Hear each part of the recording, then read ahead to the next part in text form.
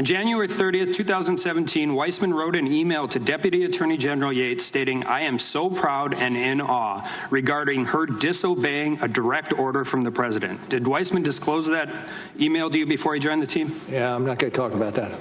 Is that not a conflict of interest? I'm not going to talk about that. Are you aware that Ms. Jeannie Rhee represented Hillary Clinton in litigation regarding personal emails originating from Clinton's time as Secretary of State? Yes. Did you know that before she came on the team? No. Aaron Zelbley, the guy sitting next to you, represented Justin Cooper, a Clinton aide who destroyed one of Clinton's mobile devices. And you must be aware by now that 6 of your lawyers donated $12,000 directly to Hillary Clinton. I'm not even talking about the $49,000 they donated to other Democrats, just the donations to the opponent who was the target of your investigation. Can I speak for a second to the hiring practices? Sure. We strove to hire those individuals that could do the job. I've been in this business for almost 25 years, and in those 25 years, I have not had occasion once to ask somebody about their political affiliation. It is not done. What I care about is the capability of the individual to do the job and do the job quickly and seriously and with integrity.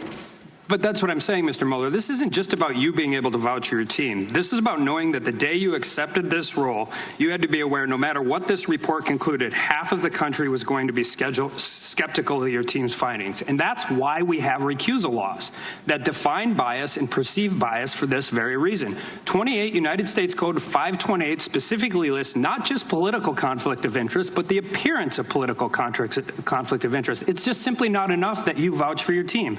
The interested justice demand that no perceived bias exists. I can't imagine a single prosecutor or judge that I have ever appeared in front of would be comfortable with these circumstances where over half of the prosecutorial team had a direct relationship to the opponent of the person being investigated. Well, let me one other fact that I put on the table, and that is we hired 19 lawyers over the period of time.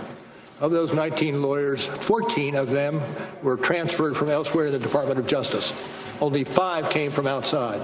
And so half of them had a direct relationship, political or personal, with the opponent of the person you were investigating. And that's my point. I wonder if not a single word in this entire report was changed, but rather the only difference was we switched Hillary Clinton and President Trump. If Peter Strzok had texted those terrible things about Hillary Clinton instead of President Trump, if a team of lawyers worked for, donated thousands of dollars to, and went to Trump's parties instead of Clinton's, I don't think we'd be here trying to prop up an obstruction allegation. My colleagues would have spent the last 4 months accusing your team of being bought and paid for by the Trump campaign, and we couldn't trust a single word of this report. They would still be accusing the president of conspiracy with Russia, and they would be accusing your team of aiding and abetting in that, with that conspiracy. And with that, I yield back.